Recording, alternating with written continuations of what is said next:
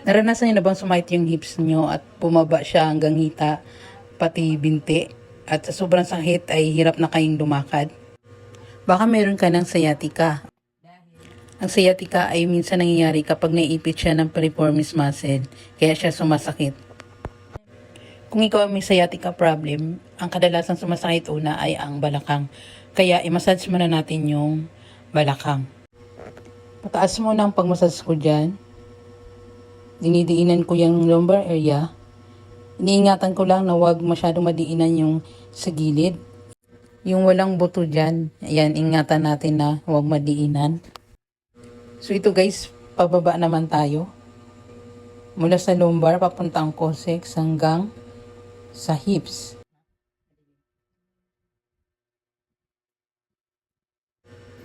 So dito na tayo guys sa hips. Pagdating sa hips, hanapin nyo na yung pinakagitna. Diinan. Pag sumakit dyan, ibig sabihin dyan ang gagaling yung masakit nyo sa hita at sa binti. Yun yung pinaka-problema nyo. Kaya pag dyan yung masakit, diinan nyo yan. Gamitin nyo yung siko. Dahil ang siko, mas madiin siya compare sa thumb. So ayan, gayahin nyo lang ako. Diinan nyo yung area na masakit.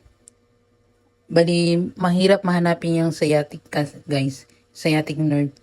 Kaya, kailangan natin diinan ng siko. Yung iba, kaya. Yung iba naman hindi kaya dahil masakit nga ang pagproseso na ito na pagmamassage. Pero ako, kinaya ko. Kaya ako gumaling. Minsan nga yung client ko parang naninipa na sa sobrang sakit. Pero, yun nga, sa una lang naman yun masakit. Pag tumagal, unti-unti na siyang nawala. Sila din mismo nagsasabi na nawawala siya unti-unti, nababawasan. Kaya pag ganun na, itigil nyo na, stop nyo na muna. Tapos, i-schedule na lang uli sa sunod pag sumakit uli after 3 days. So ito, gayahin ko yung sa client ko na laging nagpapamasad sa akin. Ang sakit naman niya ay dito sa gilid. Sa gilid siya ng hips, tapos pababa sa hita hanggang binti. So, gayahin nyo lang guys kung paano ko ginawa dyan. Tab lang gamit ko dyan kasi masyado siyang gilid. Hindi ko halos maabot sa pagsiniko ko. Kaya, tab lang pero sobrang diin. Tapos sinusundan ko lang dyan yung sa gilid ng buto. Yan yung tawag guys ng dry massage. Tab lang yung gamit ko dyan. Pababa.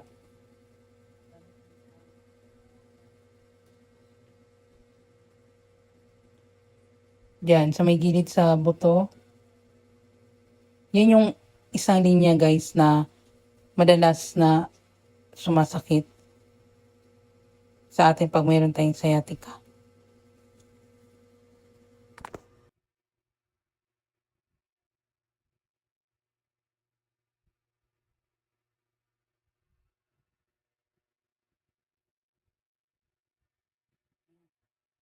Yun yung unang side. Okay, pag may oil, gamit tayo na. So, sunod naman, gamitan naman natin siya ng oil or massage oil. Sundan nyo lang guys yung ginawa ko, may linya pa rin. Same pa rin kanina, may dinadaanan tayong points hanggang pababa. Kitang-kita naman kung saan ko dinadaan, di ba? Kasi para siyang, may marks dyan. Gilid lang siya ng buto. Tapos, pababa. Diyan, dahan-dahan kasi medyo masakit yung area na yan. Tapos, pababa. Gamit yung tab. Yung client ko na yun, pag dyan ko na minasas yung area na yan, yung may namasas ko na yan.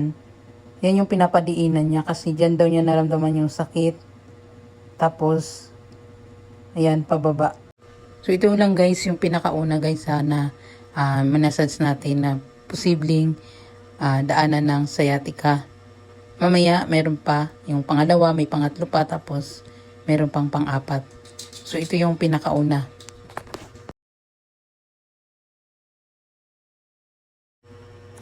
So, ito naman yung pangalawa guys. Balik tayo sa pinakagitna ng hips. Ayan, diinan lang dyan. Pwede rin sikuhin. Dyan na part na yan. Tapos, pababa. Dyan, gumamit ako ng tab. Pababa sa gilid ng buto.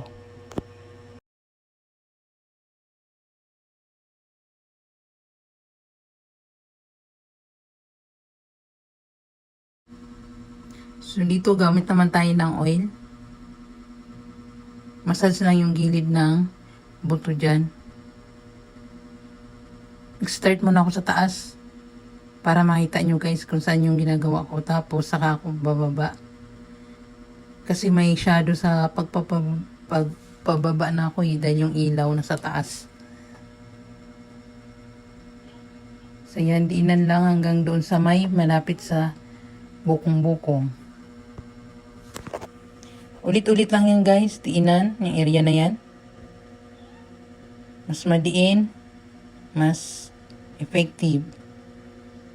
Lalo na kung mayroong sakit talaga naramdaman dyan na part.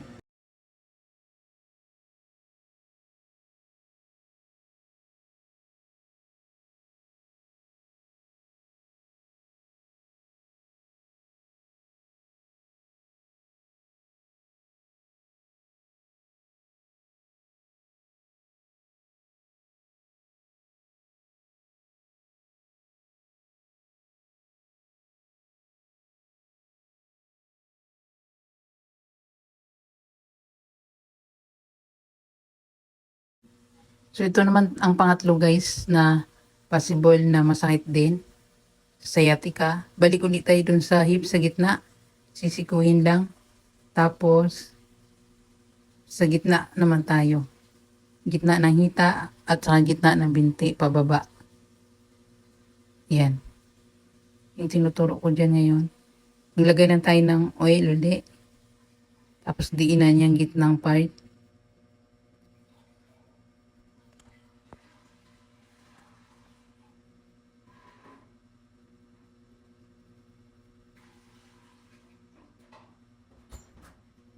Hanggang binti na yan guys ha.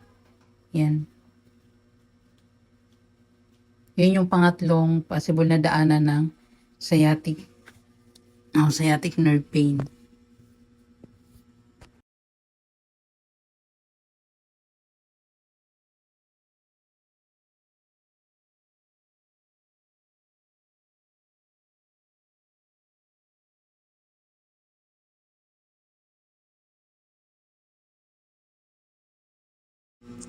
So, dito naman tayo sa pang-apat.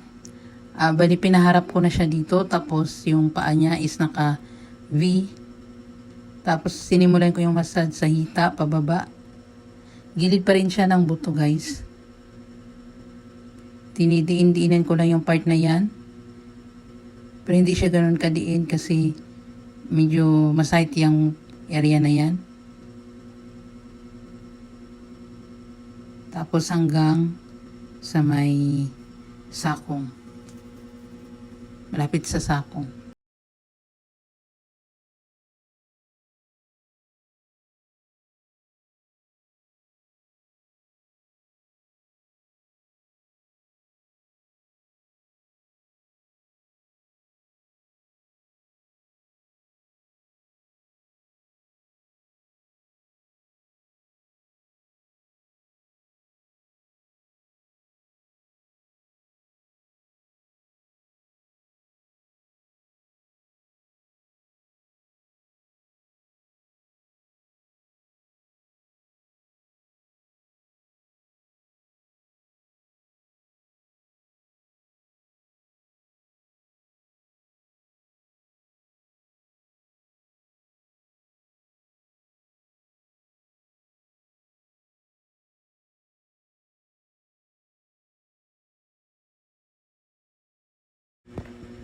So, dyan lang nagtatapos yung ating massage tutorial guys.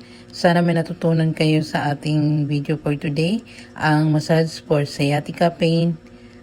At sana nasundan nyo ng mabuti yung tutorial natin. So, good luck guys. Thank you for watching. Bye!